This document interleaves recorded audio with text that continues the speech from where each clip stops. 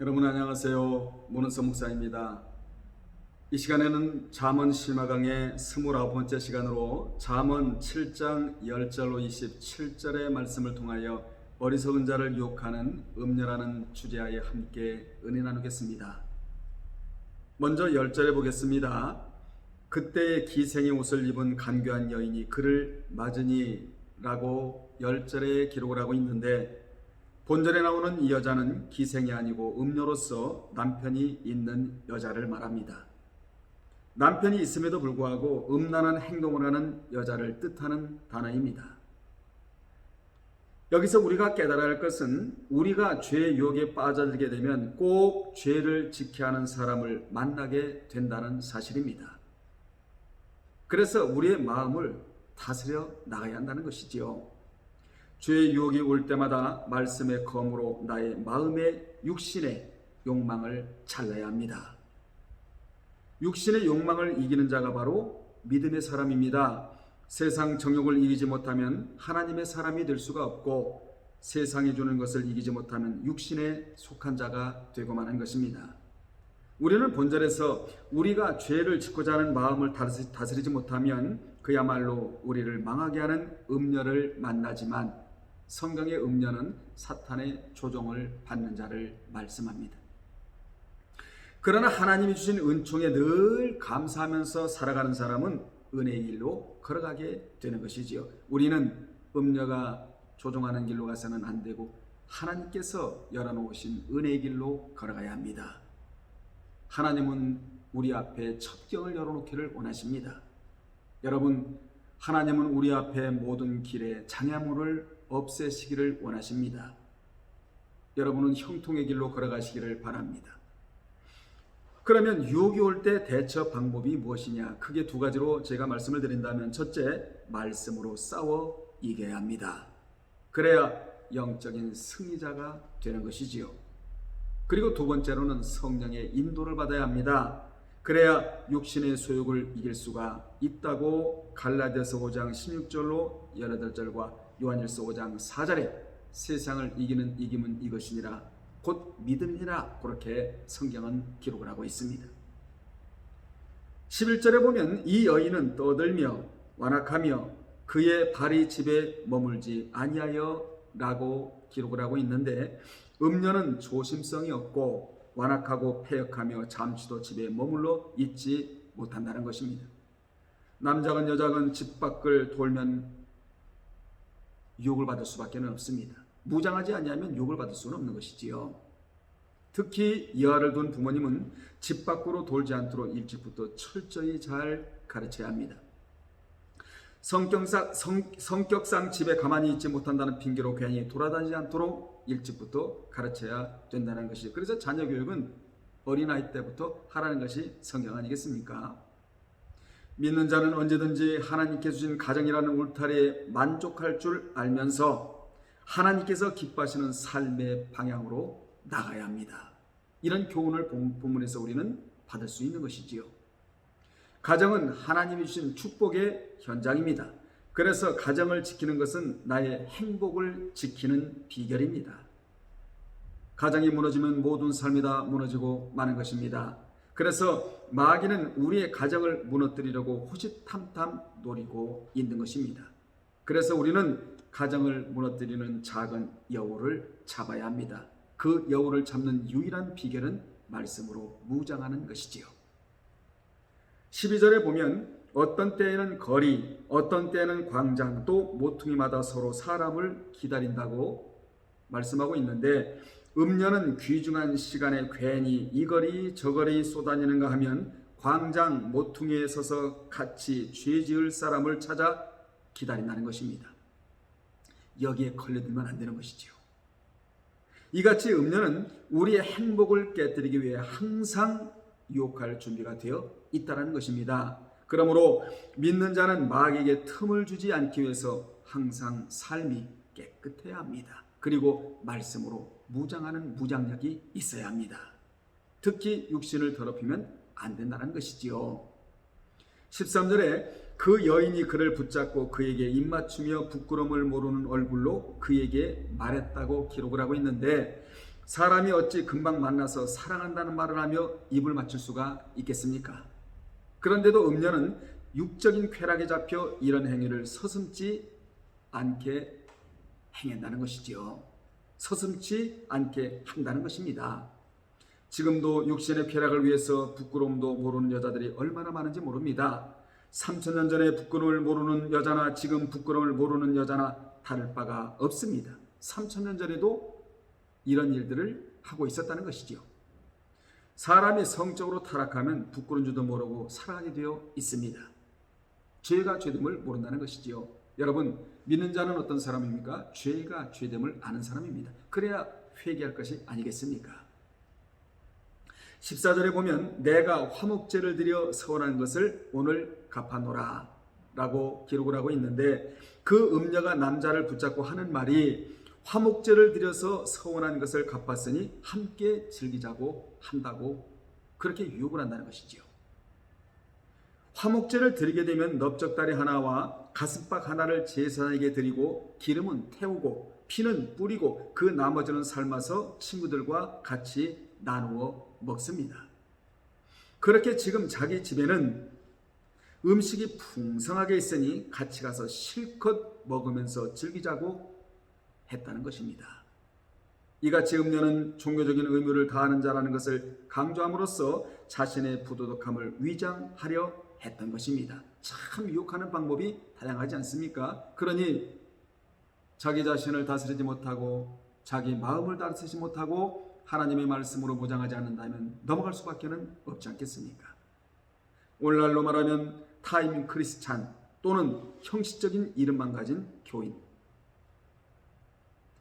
교인은 가진다 하지만 그것은 하나의 의식이지 그의 관심은 쾌락에 있고 그의 관심은 육적인 것에 있다는 것입니다. 그녀가 행한 것은 명백한 죄임에도 불구하고 종교적 의식으로 덮어 속이려 했다는 것이지요. 그녀는 율법에 금지된 음행을 하면서도 종교 의식을 지킨 것으로 정당화하는 가증함과 위선자였는데 그것이 바로 음녀의 특색이라는 사실입니다. 여러분, 예수를 믿는 척 하니까 넘어갔다는 것이지요. 예수를 믿는 척 해서는 안 됩니다. 믿어야 됩니다. 여러분, 말씀을 지식으로만 담고 있으면 안 됩니다. 삶 속에서 그 말씀을 적용하고 살아가야 합니다. 신앙은 연습이 없습니다. 신앙은 쇼가 아닙니다. 죽느냐 사느냐 갈림길에 서 있다는 사실을 오늘 여러분 기억하시기를 바랍니다. 믿는 자의 속화가 그렇게 무섭다는 것이지요. 오늘날 예수 믿는 자의 이름을 가진 자가 얼마나 많은지 모릅니다. 그러나 거룩함이 없다는 것이 문제입니다. 종교의식에 치중하다 보면 세상에 영향을 주지를 못한다는 것이죠. 여러분, 우리는 종교인이 되면 안 되잖아요. 그야말로 예수 그리스도를 자신의 구속주로 믿고 그 이후로 어떤 삶을 살아갈 것인가에 대한 답을 성경에서 찾으면서 그 답대로 살아드려야, 그러니까 우리는 살아가는 존재들이 아니라 살아드려야 할 존재들입니다. 그 살아드리는 방법이 성경에 있다는 사실을 이 시간에 기억하시기를 주님의 이름으로 축원합니다. 15절에 이러므로 내가 너를 맞으려고 나와 내 얼굴을 찾다가 너를 만났다고 기록을 하고 있는데, 음녀는 내가 화목제를 드려서 하나님과 화목하였으니 형제와도 화목해야 된다고. 말로는 기가 막히게 잘하지 않아요? 내가 화목을 나눌 사람을 기다리고 있는 중에 당신을 만나게 된 것은 하나님 때문이라고 하면서 신앙을 빙자하여 죄를 짓도록 한다는 것입니다. 오늘날로 말하면 예수 이름 들먹이니까 넘어간다는 것이지요. 그래서 성경은 믿는 자라도 말씀 지키지 않는 자와는 깊이 사귀지를 말라고 경고를 하고 있습니다. 왜 그렇습니까? 경건을 추구하고 거룩한 삶을 살려고 하는 내 자신을 타락시켜 버리기 때문입니다. 고린도전서 5장 11절과 데살로니가후서 3장 14절을 참조하시기 바랍니다. 16절로 17절에 보면 내 침상에는 요와 애굽의 문이 있는 이불을 폈고 몰약과 침향과 계피를 뿌렸다고. 참 유혹하는 방법도 여러 가지잖아요. 화려한 침상에다 향수까지 뿌려서 그야말로 무드 있게 준비해 두었다고 이렇게 유혹을 하고 있는 것을 16절 17절에서 우리는 발견하게 됩니다. 그리고 18절에 보면 오라 우리가 아침까지 흡족하게 서로 사랑하며 사랑함으로 희락하자고. 여기서 사랑이란 불법적인 성관계를 통한 쾌락적인 사랑을 의미합니다. 하나님 앞에 범죄하는 것이 무슨 사랑이겠습니까? 하나님께서 더럽게 보시고 심판하시는 죄가 어떻게 사랑하는 행위겠습니까? 그런데도 오늘날 변질된 사랑을 문학이라는 이름으로 내놓는 자들이 굉장히 많습니다. 문학을 표현할 자유니 어쩌니 하면서 그야말로 부끄러움을 모르는 글을 쓰는 사람들이 얼마나 많은지 모릅니다. 음란한 행동을 미화시켜 놓는 것 자체가 죄를 지는 행위라는 사실을 우리는 기억해야 합니다. 19절, 20 절은 남편은 집을 떠나 먼 길을 갔는데 은주머니를 가졌은즉 보름날에나 집에 돌아오리라, 이렇게 또 유혹을 합니다. 음녀는 사람을 안심시켜 마음을 푹 놓도록 한 후 유혹하여 음행케 하려는 목적이었습니다. 그러나 이것은 낚시에 걸어 놓은 미끼요 올무입니다. 그 말에 미혹되어 따라가면 재산과 명예와 그 생명을 빼앗긴다는 사실입니다. 음녀는 자기 남편이 돌아오려면 적어도 2주간은 지나야 하니 아무 염려하지 말라고 안심시키며 유혹을 했던 것입니다. 죄 지는 것도 이와 마찬가지입니다. 처음 지는 것이 두렵지 시간이 지나면 무뎌지고 마는 것입니다. 그래서 우리는 늘 마음의 강팍함을 면해야 합니다. 늘 마음 단속, 혀 단속, 생각 단속, 의식 단속, 이 단속을 철저히 여러분이 단속자가 되어 하시기를 주의 이름으로 축원합니다. 21절로 23절에 보면 여러 가지 고운말로 유혹하며 입술에 호르는 말로 꾀므로 젊은이가 곧 그를 따랐으니 소가 도수장으로 가는 것 같고 미련한 자가 벌을 받으려고 쇠사슬에 매이러 가는 것과 같도다. 필경은 화살이 그 간을 뚫게 되리라. 새가 빨리 그 물로 들어가되 그의 생명을 잃어버릴 줄을 알지 못함과 같으니라. 음녀에게 유혹되어 따라가는 것은 소가 푸주로 가는 것과 같고 푸주간으로 들어가는 것과 같고 미련한 자가 벌 받으려고 제 발로 쇠사슬에 매이는 것과 같으며 새가 죽을 줄 모르고 그 물로 빨려 들어가는 것과 같답니다. 음녀를 따라가면 이와 같이 함정에 빠지고 생명을 잃어버리게 된다는 교훈입니다. 또한 성도가 세상의 화려함과 사치와 향락과 방탕에 끌려가는 것도 음녀에게 유혹되어 따라가는 것과 같습니다. 죄를 지으며 즐거워하는 것은 고기가 낚시의 미끼를 먹으면서 즐거워하는 것과 같습니다.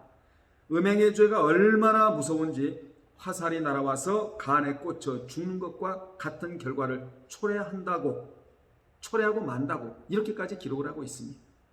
그 죄가 얼마나 어리석은지 마치 미끼에 눈이 먼 새가 그물 안으로 빨려 들어가 죽게 되는 것과 같다라고 표현을 하고 있습니다. 그러므로 우리는 아예 죄 지는 곳이라면 가지 말아야 하고 혹 갔다가도 빨리 회개하고 돌아와야 될 줄로 믿습니다. 잠언은 전부 이런 얘기예요. 그래서 잠언을 통하여 우리는 가정을 지킬 수가 있게 되는 것입니다. 24절로 27절에 보면 이제 내 아들들아 내 말을 듣고 내 입의 말에 주의하라. 내 마음이 음녀의 길로 치우치지 말며 그 길에 미혹되지 말지어다. 대저 그가 많은 사람을 상하여 엎드러지게 하였나니 그에게 죽은 자가 허다하니라. 그의 집은 스올의 길이라. 지옥이라는 것이지요. 사망의 방으로 내려가느니라. 음녀의 꾀임 즉 유혹에 넘어가 그와 같이 행하면 이 세상에서 실패하는 것은 물론이고 필경은 지옥으로 가게 된다는 엄청난 말씀이 오늘 본문입니다. 여러분은 이러한 사실을 이론으로 받지 마시고 실제 하나님의 입에서 나오는 생명의 말씀으로 들으시기를 바랍니다. 그러므로 음행죄에 빠지지 않고 세상 쾌락에 빠져 망하지 않으려면 마음이 세상에 가 있으면 안 되고 하나님의 말씀에 가 있어야 한다는 교훈입니다. 본전은 솔로몬이 아들들에게 한 말이지만 오늘날 우리에게 하신 하나님의 말씀입니다. 우리는 이 말씀을 명심하고 주의하여 그 말씀대로 살아 음녀를 상징하는 사탄의 유혹에 빠져들지 않도록 항상 조심해야 합니다. 오죽하면 위에서 음녀를 따라 그의 방에 들어간 것은 마치 소가 푸죽간으로 들어가는 것과 같다고 했겠습니까? 이같이 음녀가 입술에 꿀과 기름을 바르고 나와서 고운 말로 미혹을 할 때 넘어가는 자는 마치 고기가 낚시 미끼를 무는 것과 같다. 그런 자는 존영이 없어지고 수고한 것이 남의 손에 넘어가고 멸망한다고 잠언 5장 9절로 10절에서도 말씀하고 있습니다. 이같이 음행죄에 빠지면 영적 생명의 역사가 끊어지고 만다는 것이죠. 결론 내리겠습니다. 현대는 그 어느 시대보다도 음녀, 즉 사탄의 조종받는 자가 미혹하는 시대라고 해도 과언이 아닙니다. 특히 이성 간의 미혹이 많아진 시대가 바로 오늘날 이 시대인데, 노아 시대와 소돔 고모라 시대에도 성타락으로 망해버렸습니다. 하나님은 인류의 마지막 타락을 성타락으로 보신다는 사실을 우리는 성경을 통하여 알 수 있습니다.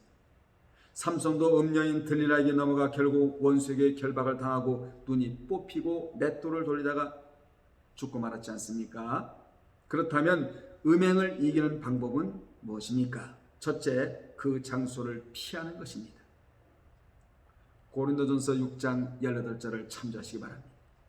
두 번째로는 하나님을 의식하는 것입니다. 마태오 5장 28절을 참조하시기 바랍니다. 세 번째로는 마음이 말씀에서 떠나지 않는 것입니다. 마음에서 말씀이 멀어지면 음력에 넘어갈 수밖에 없는 것은 마음이 멀어지면 하나님에게 멀어지게 되는 거예요. 여러분, 그래서 우리는 마음이 하나님을 떠나지 않게 삼가 조심해야 합니다. 먼저 마음부터 멀어지면 하나님과의 관계가 멀어지고, 하나님과의 관계가 멀어지게 되면 성경과 멀어지게 되지요. 그래서 마음도 성경도 하나님과 가까이 밀착되어 있어야 하는 것입니다. 이것을 성경은 친밀도다, 친밀감이다 이렇게 표현하고 있는 것입니다. 그렇습니다. 마음이 떠나면, 마음이 성경에서 떠나면, 마음이 하나님께서 떠나면 영적으로도 가늠할 수밖에 없는 것입니다. 그렇게 인생이 나약한 것입니다.